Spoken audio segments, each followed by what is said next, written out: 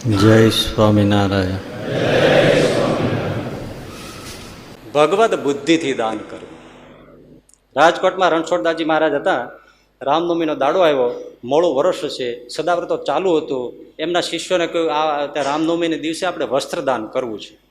એટલે વસ્ત્રો આપવા માંડ્યા. એટલે રણછોડદાસજી મહારાજે કીધું કે તમે ગરીબોને આપો, સેવકોને કહ્યું, પણ જોજો હા, આ ભિખારી છે, રાખ છે, ગરીબ છે એમ માની નહીં આપતા. આજે રામનવમી છે ને તમે રામને વાઘા પહેરાવો છો એમ આપજો. આ બુદ્ધિ રામ સમજીને આપજો, એને વાઘા પહેરાવો છે. ભગવદ બુદ્ધિથી જે આપશો એ પહોંચી જશે ભાઈ. બ્રહ્માર્પણમ બ્રહ્મ હવી અમસ્તું કહેવાય છે. બ્રહ્માગ્નૌ બ્રહ્મણાહુતમ બ્રહ્મેવ તેન ગંતવ્યમ બ્રહ્મ કર્મ સમાધિના. ભગવદ્ ગીતા 4થો અધ્યાય.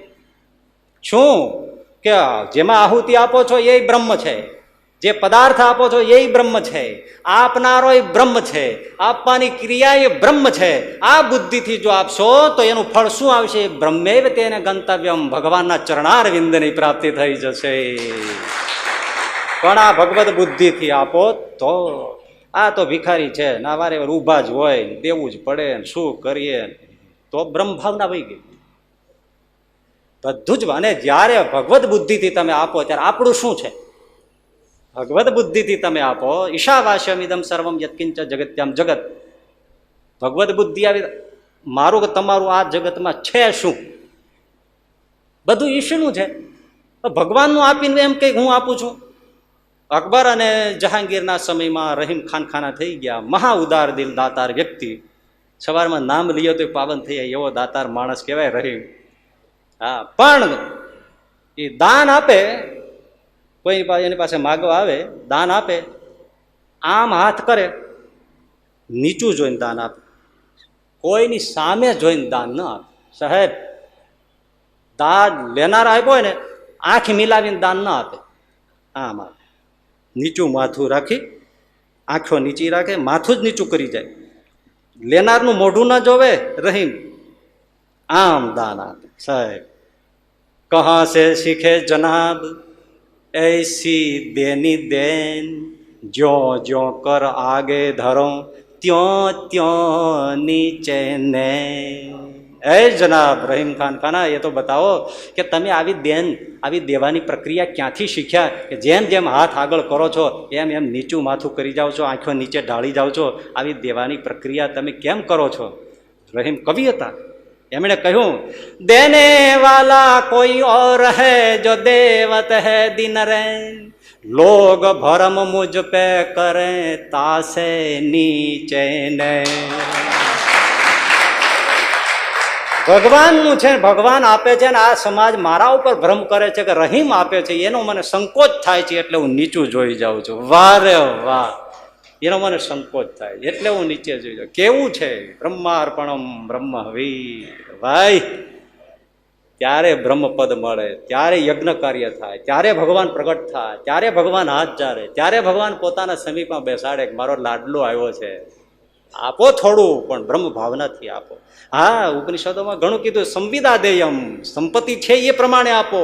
લાખો હોય ને 1000 રૂપિયા આપો એ ના આપ્યા કહેવાય, આપ્યા ના કહેવાય. લાખો રૂપિયા હોય ને 1000 રૂપિયા આપો, સંપત્તિના પ્રમાણમાં આપો, સમજીને આપો.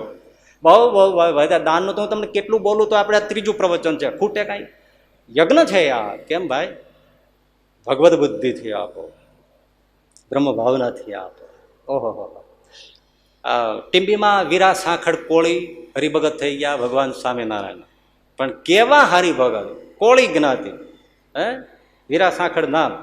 પણ આખા ટીંબી પંથકમાં આજુબાજુના એ ગામડાઓ ભાઈ, કોઈ પણ અંતકાળ આવે, મૃત્યુકાળ આવે, ભગવાન સ્વામિનારાયણને તેડવા આવે તો પેલા વીરા સાંખડને ભગવાન સ્વામિનારાયણ દર્શન દઈ અને એને કહે, હું આને તેડવા જાઉં છું.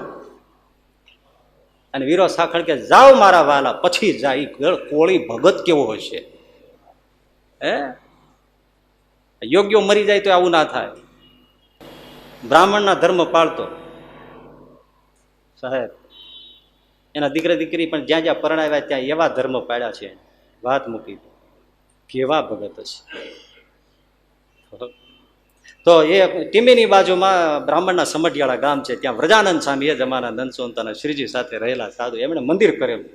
અને મંદિર ત્યારે માટીના પિંડાથી કાચા એ રીતે ચણતર થતા ને, જેવું ગામ એવું મંદિર કરે. પછી નાનું ગામ અને બે હરિભગત 10 લાખનું ના કરે. શું મંદિરનો વિરોધ નથી ભાઈ, પણ મંદિર એમ કરીએ, એવી રીતે કરીએ કે સમાજનો ગરીબોનું પણ સારું થાય અને ધર્મનું પણ સારું દેખાય, ટીકા ના થાય. પછી આપણે બચાવ કરવા પડે કે મંદિરો કરીએ છીએ બધાને પેટમાં દુખે છે, પણ તમે કરો એવું તો પેટમાં જ દુખે ને. એને પેટમાં સુખ થાય એવું કરવું ના જોઈએ. તો પછી તો એ બ્રાહ્મણના સમઢિયાળામાં એમણે મંદિર કર્યું. મંદિર માટીના પિંડાથી ચણાઈ ગયું, તૈયાર થઈ ગયું, ઉપર કાટમાળ લાગી ગયો, પણ નળિયા જડે નહીં. હવે આ ગામમાં નહીં, આજુબાજુ વ્રજાનંદ સામે તપાસ કરાવી પણ ક્યાંય નળિયા મળે નહીં. એમાં આ વીરા સાખર દર્શને આવ્યા. એમને સ્વામીએ કીધું, ભાઈ આ આજુબાજુ ગામડામાં ક્યાંય નળિયા મળતા નથી, તમારે ગામડામાં નળિયા મળી જાય? હા સ્વામી, અમારા ગામમાં છે. બળદગાડા મોકલો, જેટલા જોઈએ એટલા બળદગાડા મોકલો. 2-3 ગાડા બળદગાડા જે છે સ્વામીએ મોકલ્યા. તરત વીરા સાખર હારે ગયા. નિસરણી મૂકીને થોડા માણસો બોલાવ્યા અને જે બળદગાડા લઈને આવ્યા, ખેડૂ આવ્યા, તે બધાને વળગાવીને પોતાના રહેણાંક ઘરના બધા નળિયા ઉતારીને ગાડામાં ભરી દીધા. ઘર થઈ ગયું ઉગાડું.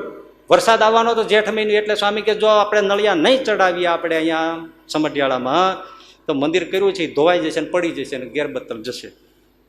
તો પોતાનું ઘર ઉગાડું કરીને નળિયા ભરી દીધા વીરા સાખરે. તો નળિયા આવ્યા, ઘણા અટકાવ્યા પણ અટક્યા નહીં ભગત. નળિયા આવ્યા એટલે પેલા વ્રજાનંદ સ્વામી કે નવા નળિયા નથી, આ તો જૂના છે, આ ક્યાંથી લાવ્યા? તો કે મા બાપ આવું છે.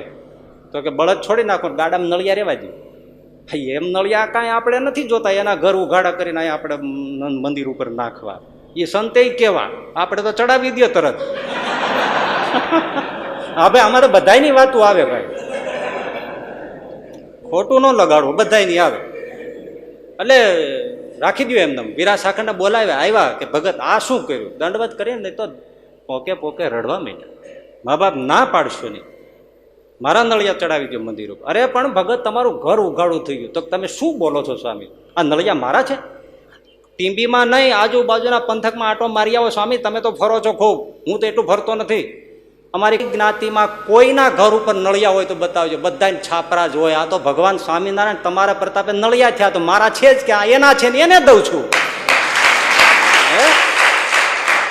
એમ ભગવત બુદ્ધિથી જે અર્પણ કરી દેવું એને શ્રેષ્ઠ દાન કહેવાય. દાનની ઘણી બધી વિધાઓ છે, ઘણી રીત છે, કહેતા કાંઈ અંત આવે નહીં. આમાં જેટલું કહેવાનું એટલું જીવનમાં ઉતરે ને એ રીતે દાન કરીએ તો જીવતા જીવત પાર પમી જાય એવું છે. બોલો સહજાનંદ સ્વામી મહારાજ.